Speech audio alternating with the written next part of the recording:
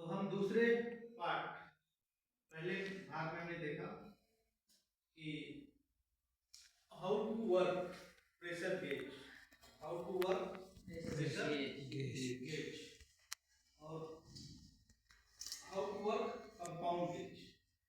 Pressure gauge का क्या काम है, प्रेशर गेज का क्या काम है और कंपाउंड गेज का क्या काम है, राइट। थोड़ा सा नजदीक आके फोकस करो।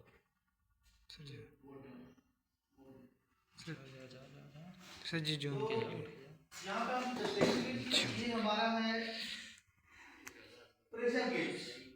क्या है? Pressure gauge. प्रेशर गेज का क्या काम है? प्रेशर गेज का क्या काम है कि किसी चीज का प्रेशर मापना, किसी चीज में हवा भरा हुआ का प्रेशर मापना। और कंपाउंड गेज का काम क्या है कि हवा भरना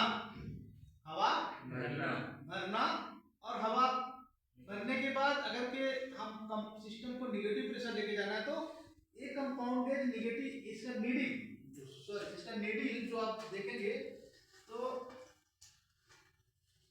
ये नीडल, इसका नीडल जो है ये इधर भी आता है और आगे भी जाता है। आप देख रहे हैं एरो मार्क है ना जी सर। तो ये नेगेटिव प्रेशर के लिए 10 psi 20 psi और 30 psi इसका नेगेटिव प्रेशर भी आता है। बट प्रेशर गेज में ऐसा सिस्टम नहीं है। प्रेशर गेज में सिर्फ आगे की तरफ नीडल जाता है। कहाँ जाता है? आगे की तरफ। तो ये हमारा है कंपाउंड गेज। यहाँ पे आप देखेंगे कि गैस की बाटला, ये क्या है? गैस की बाटला। किसी भी नंबर की गैस आप मान लो कि R134A गैस या R22 गैस, किसी भी गैस का प्रेशर मापने के लिए हम जब सिस्टम में फील करते हैं तो ये हमारा नीडल काम करता है। ये है इनपुट। ये क्या है? इनपुट। यहाँ से गैस अंदर की तरफ फील होता है। क्या आता है? अंदर की तरफ फील होता है। अंदर की तरफ। और यही नीडल का प्रेशर, नीडल को प्रेशर देता है। नीडल को प्रेशर देता है। और यहाँ से है आउट, यहाँ से है आउट। और ये हमारा है सिस्टम। क्या है? सिस्टम। मान लो कि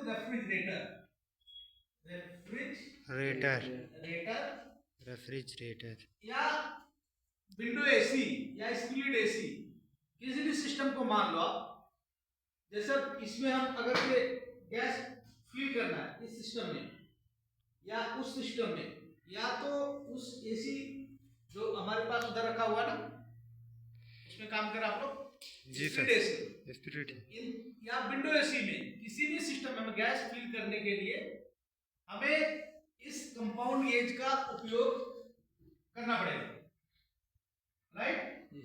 अगर के सिस्टम को, किसी भी सिस्टम को हम किसी भी सिस्टम को नेगेटिव प्रेशर लेके आना है तो सिस्टम का वैक्यूम करना पड़ेगा।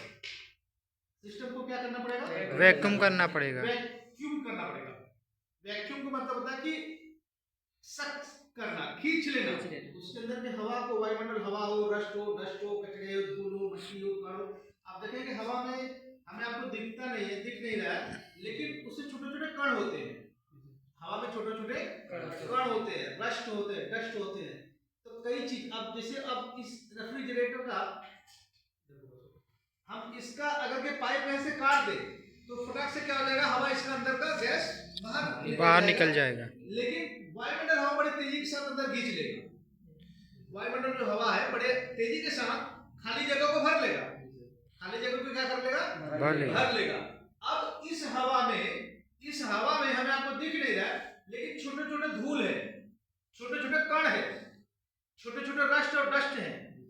तो ये हमारे सिस्टम को चोकअप कर देगा। जो ड्राई फिल्टर होता है इसका बड़े छोटे छिद्र होते हैं, बड़े छोटे छिद्र होते हैं, और हवा के साथ जो कण और रस्ट और डस्ट गया उसके माध्यम से ड्राई फिल्टर क्या हो जाएगा? ब्लॉकेज हो जाएगा, चोकअप हो जाएगा। तो उसको फिर हम गैस कितना भी फील करें बट हमारा सिस्टम सही तरीके से काम करेगा नहीं। इसलिए हम सिस्टम को वैक्यूम करते हैं। क्या करते हैं? वैक्यूम करते हैं। वैक्यूम। और वैक्यूम करने के समय एक मैनिफोल्ड गेज का उपयोग किया जाता है। आप देखेंगे एक लाइन है इनपुट, हमेशा गैस का बाटला कहाँ लगेगा? इनपुट में। यहाँ पे, और यहाँ से आउट है और यहाँ से इसका नोज है जो कि कंट्रोलर, जो कि कंट्रोल गैस को कितना खोलना और कितना कम बंद करना है। क्या है?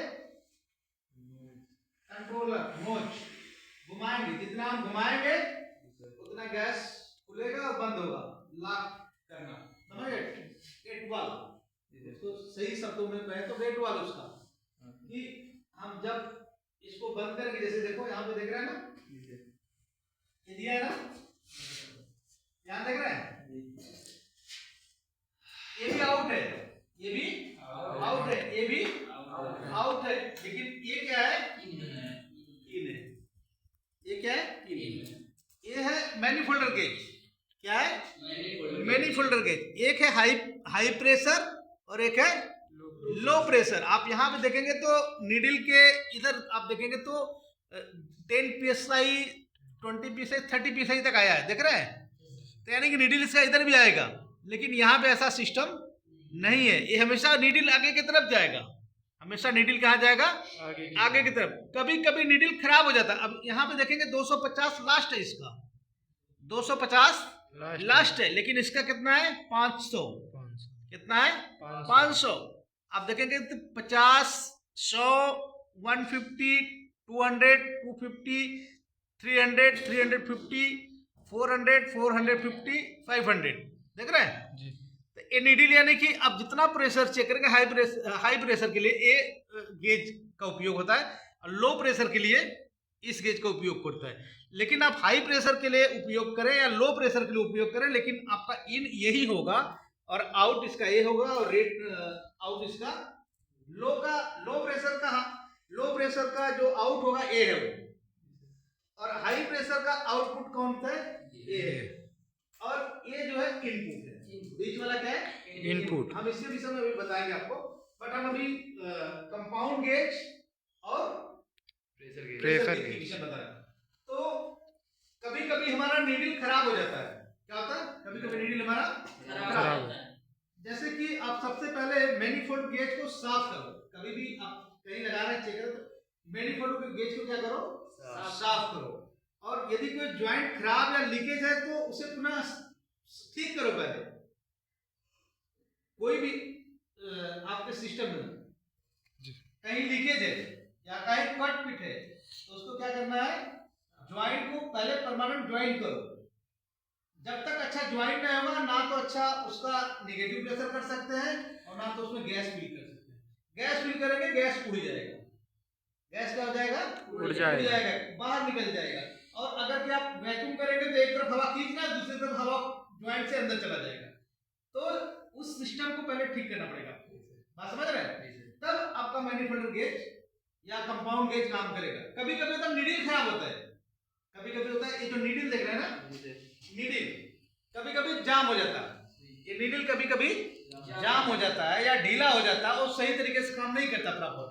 तो आप क्लैंप मल्टीमीटर के माध्यम से भी आप गैस के प्रेशर को चेक कर सकते हैं कि कितना एम्पियर आप गैस फील किए हैं। समझ गए?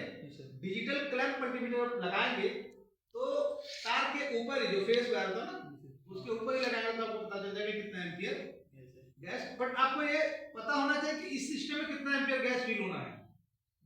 जैसे अब इसमें आप गैस फील कर रहे हैं रेफ्रिजरेटर में, तो अब इस सिस्टम में गैस फील करने के लिए आपको पता होना चाहिए कि clamp multimeter, digital clamp multimeter के माध्यम से अगर चेक कर रहे हैं तो कितना एम्पियर लेगा वो पता होना चाहिए। जैसे कि 0.56 एम्पियर, 0.56 एम्पियर पता लगा, 2 एम्पियर गैस फील कर दिए तो ये सिस्टम धड़ाक से खराब हो जाएगा। समझ गए? अब उस सिस्टम में आप मान लो स्पीड एसी में आप गैस फील कर रहे हैं तो उसका भी आपको एम्पियर पता होना चाहिए कि उसमें कितना एम्पियर हम गैस फील करना है। अगर 6-7 एम्पियर फील कर रहे हैं तब तो ठीक है, 10 एम्पियर फील करते हैं क्या हो जाएगा? खराब हो जाएगा, कंप्रेसर खराब हो जाएगा, आपका सिस्टम ओवरहीट हो जाएगा। और ओवरहीट होने का ऐसा तो क्या हो जाएगा? सिस्टम नॉट वर्किंग, काम करना बंद कर देगा। तो आपको एम्पियर की भी जानकारी होना चाहिए और सिस्टम की भी जानकारी होना चाहिए। जिस सिस्टम में आप गैस फिल कर रहे हैं, अगर डिजिटल क्लैंप मल्टीमीटर से चेक करें तो उसमें कितना एम्पियर गैस भरा जाएगा वो आपको पता होना चाहिए। और अगर कि आप मैनिफोल्डर गेज या कंपाउंड गेज का इस्तेमाल करें तो इसका भी आपको प्रेशर पता होना चाहिए, पीएसआई कि कितना पीएसआई गैस भरना है, राइट। जैसे इसके माध्यम से आप रेफ्रिजरेटर में भर रहे हैं तो आप समथिंग 10 पीएसआई, कितना 10 पीएसआई या 12 पीएसआई, इससे ज्यादा भरेंगे तो आपका सिस्टम ओवर हीट होना चालू हो जाएगा, कंप्रेसर हीट होना चालू हो जाएगा। समझ में आया आपको? तो अब स्प्लिट एसी में भर है गैस, आपको इसका भी पीएसआई चेक करना पड़ेगा कि 50, 55, 60 के ऊपर नहीं भरना है। विंडो एसी में भर है तो उसका भी 60, 65 ही पीएसआई भरना है। तो आपको इसका सही जानकारी होना जरूरी है। मैनिफोल्डर का गेज का क्या काम है और कंपाउंड गेज का क्या काम है, समझ में आया? कभी कभी आप उसको लगाएंगे, कभी कभी आप लगाएंगे, लेकिन गैस भरते जाएंगे और गैस भरने के समय में नीडल एक बार ऊपर जाएगा लेकिन फिर नीडल वापस नीचे चला आएगा। तो होता क्या कि गैस हमेशा फिल करने के समय में आपका कंप्रेसर चालू पोजीशन होना चाहिए। आप विंडो एसी में गैस फिल कीजिए या स्प्लिट एसी में गैस फिल कीजिए या रेफ्रिजरेटर में गैस फिल कीजिए, किसी भी सिस्टम में आप जब गैस फिल करते हैं तो उसका सिस्टम बिल्कुल चालू होना चाहिए। कंप्रेसर क्या होना चाहिए? चालू। क्यों चालू होना चाहिए? क्योंकि जब एक तरफ से आप गैस भरते हैं तो एक तरफ से कंप्रेसर क्या करता है, अपनी तरफ खींचता है और डिस्चार्ज करता है। क्या करता है? डिस्चार्ज करता है। डिस्चार्ज तभी करेगा जब तक वो खींचेगा नहीं। सक्शन और डिस्चार्ज, सक्शन और डिस्चार्ज। तो आप जो गैस फिल कर रहे हैं उसमें दबाव नहीं बनेगा और गैस आसानी से फिल होता है। लेकिन वैक्यूम करने के समय में कभी भी सिस्टम को चालू नहीं करना है, ये बराबर ध्यान देना है। वैक्यूम करने के समय आप रेफ्रिजरेटर का वैक्यूम कीजिए या स्प्लिट एसी का वैक्यूम कीजिए या विंडो एसी का वैक्यूम कीजिए, लेकिन उस समय आप कंप्रेसर बंद करना है। क्या करना है? क्यों बंद करना है? क्योंकि आप नहीं बंद करेंगे तो एक तरफ तो कंप्रेसर से क्या हो रहा है, कंप्रेस कर रहा है और दूसरे तरफ आप खींच रहे हैं।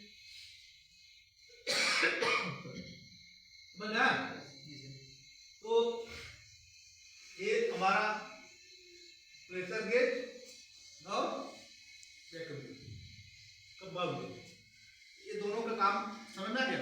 इसका चित्र बना लो, फिर हम गैस डाल के ब्रेक के लिए करेंगे।